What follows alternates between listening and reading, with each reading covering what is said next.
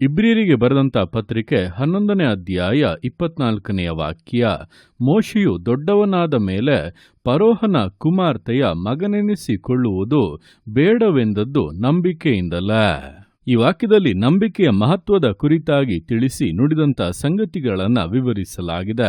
ನೋಡುವಂಥ ಸಮಯದಲ್ಲಿ ಮೋಶೆಯ ಜನನದ ಕಾಲದಲ್ಲಿ ಫರೋಹನು ಇಸ್ರಾಯೇಲರಲ್ಲಿ ಹುಟ್ಟುವಂಥ ಎಲ್ಲ ಗಂಡು ಮಕ್ಕಳನ್ನು ಕೊಲ್ಲಬೇಕೆಂಬುದಾಗಿ ಆಜ್ಞೆಯನ್ನು ಹೊರಡಿಸಿದಾಗ ದೇವರ ದೊಡ್ಡ ಕೃಪೆಯಿಂದ ಮೋಶೆಯಾದರೂ ಆ ಒಂದು ನಾಶನದಿಂದ ತಪ್ಪಿಸಿಕೊಂಡು ಫರೋಹನ ಅರಮನೆಯಲ್ಲೇ ಬೆಳೆಯುವಂಥ ಫರೋಹನ ಕುಮಾರ್ತೆಯ ಮಗನು ಅನಿಸಿಕೊಳ್ಳುವಂಥ ಒಂದು ಅವಕಾಶವನ್ನು ಪಡೆದುಕೊಂಡನು.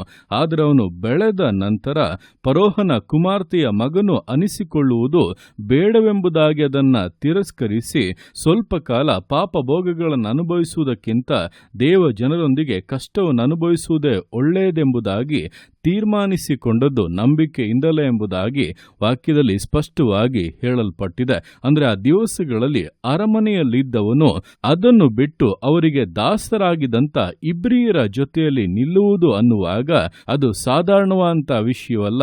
ಅದು ಕೂಡ ನಂಬಿಕೆಯಿಂದಲೇ ಹಾಗೆ ಮಾಡಿದನೆಂದು ಹೇಳುವಾಗ ಅವನಿಗೆ ಯಾವುದರ ಮೇಲೆ ನಂಬಿಕೆ ಇತ್ತು? ದೇವರು ಇನ್ನೂ ಕೂಡ ಅವನೊಟ್ಟಿಗೆ ಮಾತನಾಡಿಲ್ಲ, ಅವನನ್ನು ಕರೆದಿಲ್ಲ, ಅವನ ಮೂಲಕವಾಗಿ ಮಾಡಲಿಕ್ಕಿರುವಂಥ ಯಾವ ಸಂಗತಿಗಳು ಕೂಡ ಅವನಿಗೆ ಪ್ರಕಟವಾಗಿಲ್ಲ.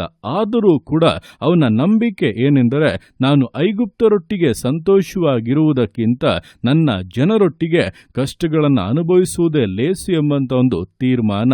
ಇದೇ ಪ್ರಕಾರವಾಗಿ ಅನೇಕ ಬಾರಿ ನಮ್ಮ ಜೀವಿತಗಳಲ್ಲಿ ಕೂಡ ಕೆಲವೊಂದು ಆಶೀರ್ವಾದಗಳು ನಮ್ಮ ಮುಂದೆ ಇಲ್ಲದೆ ಇದ್ದರೂ, ದೇವರು ನಮ್ಮ ವಿಷಯವಾಗಿ ಏನು ಪ್ರಕಟಿಸದೇ ಇದ್ದರೂ ಕೂಡ ಕೆಲವೊಂದು ಕೆಟ್ಟ ಕಾರ್ಯಗಳನ್ನ, ದುಷ್ಟವಾದಂಥ ಲಾಭಗಳನ್ನ, ವೈಭೋಗಗಳನ್ನ ಬಿಟ್ಟು ಹೊರಬರುವಂಥದ್ದೇ ವಿಶೇಷವಾದಂಥ ನಂಬಿಕೆಯಾಗಿದೆ. ಅದನ್ನು ಬಿಟ್ಟು ಬರುವಾಗ ಎಲ್ಲಿಗೆ ಬರುತ್ತೇವೆ ಅಂದರೆ ಕಷ್ಟಗಳನ್ನು ಅನುಭವಿಸುವಂತೆ, ವೇದನೆಗಳನ್ನ, ದುಃಖಗಳನ್ನ ತಾಳಿಕೊಳ್ಳುವಂಥ ಪರಿಸ್ಥಿತಿಗೆ ಬೀಳುತ್ತೇವೆ. ಆದರೂ ಪರವಾಗಿಲ್ಲ, ಕೆಟ್ಟದ್ದನ್ನು ವಿಸರ್ಜಿಸಿಬಿಟ್ಟು ಹೊರಬರುವಂಥದ್ದೇ ಒಂದು ವಿಶೇಷವಾದ ನಂಬಿಕೆಯಾಗಿದೆ. ಆ ರೀತಿಯಾಗಿ ನಂಬುವಂಥವರನ್ನ ಕರ್ತನು ವಿಶೇಷ ರೀತಿಯಲ್ಲೇ ಆಶೀರ್ವದಿಸಿ ಅವರ ಜೀವಿತದಲ್ಲಿ ವಿಶೇಷವಾದ ಉದ್ದೇಶಗಳನ್ನು ಪ್ರಕಟಿಸಿ ಘನಪಡಿಸುವಂಥದ್ದು, ಆಶೀರ್ವದಿಸುವಂಥದ್ದು ನಿಶ್ಚಯ.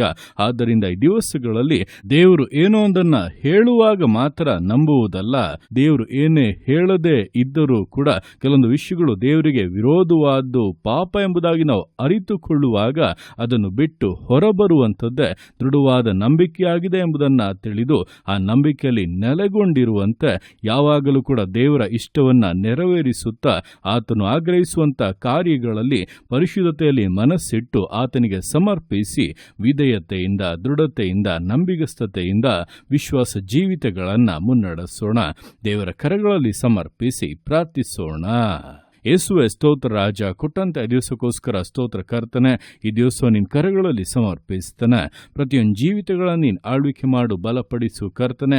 ಹೌದಪ್ಪ, ದಿವಸಗಳಲ್ಲಿ ಮೋಶೆಯು ಫರೋಹನ ಕುಮಾರ್ತೆಯ ಮಗನನಿಸಿಕೊಳ್ಳುವುದು ಬೇಡವೆಂಬುದಾಗಿ ಹೇಳಿದ್ದು ನಂಬಿಕೆಯಿಂದಲೇ. ಅವನ ಮುಂದೆ ಅಪ್ಪ ನಿನ್ನ ಯಾವುದೇ ಕಾರ್ಯಗಳು ಇನ್ನೂ ಪ್ರಕಟವಾಗದೆ ಇರುವಾಗ ಕೂಡ ಅವನು ನಂಬಿಕೆಯಿಂದ ಅದನ್ನು ಬಿಟ್ಟು ಬಂದ ಹಾಗೆ ದಿವಸಗಳಲ್ಲಿ ಕರ್ತನೆ ನಮ್ಮ ಜೀವಿತಗಳಲ್ಲಿ ಕೂಡ ಕೆಲವೊಂದು ವಿಷಯಗಳನ್ನು ಬಿಟ್ಟು ಬರುವುದಕ್ಕೆ ನೀನು ಪ್ರೇರೇಪಣೆಗಳನ್ನು ಕೊಡುವಾಗ, ಅದರ ಅರಿವು ನಮಗೆ ಉಂಟಾಗುವಾಗ ನಂಬಿಕೆಯಿಂದ ಅದನ್ನು ಬಿಟ್ಟು ಹೊರಬರುವುದಕ್ಕೆ, ಅದರ ನಿಮಿತ್ತವಾಗಿ ಕೆಲವೊಂದು ಕಷ್ಟಗಳನ್ನು, ನಿಂದೆ ಅವಮಾನಗಳನ್ನು ಸಹಿಸಿಕೊಂಡರೂ ಪರವಾಗಿಲ್ಲ, ಅದನ್ನು ಬಿಟ್ಟು ಬಿಡುವುದಕ್ಕೆ ಪ್ರತಿಯೊಬ್ಬರಿಗೂ ಸಹಾಯ ಮಾಡು. ಮೋಶೆ ಹಾಗೆ ನಂಬಿಕೆಯನ್ನು ಪ್ರಕಟಿಸುವಂಥವರು ನಿನ್ನ ದೃಷ್ಟಿಯಲ್ಲಿ ಅಪ್ಪ ಶ್ರೇಷ್ಠರಾಗಿ ಕಂಡು ನೀನು ಅವರನ್ನು ಆರಿಸಿಕೊಳ್ಳುತ್ತೀಯ. ಅವರ ಮೂಲಕವಾಗಿ ಅತ್ಯದ್ಭುತವಾದಂಥ ಕಾರ್ಯಗಳನ್ನು ಮಾಡಿ ಅನೇಕರಿಗೆ ಪ್ರಯೋಜನ ಪಡಿಸುತ್ತೀಯ.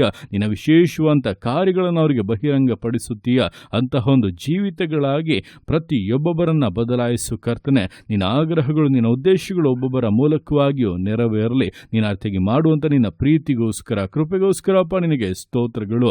ಪ್ರತಿಯೊಂದು ಜೀವಿತಗಳನ್ನು ಅಪ್ಪ ನಿನ್ನ ಕರಗಳಲ್ಲಿ ಸಮರ್ಪಿಸ್ತಾ ಇದ್ದಾನೆ. ಆಶೀರ್ವದಿಸು, ಮಾನಿಸು, ಘನಪಡಿಸು.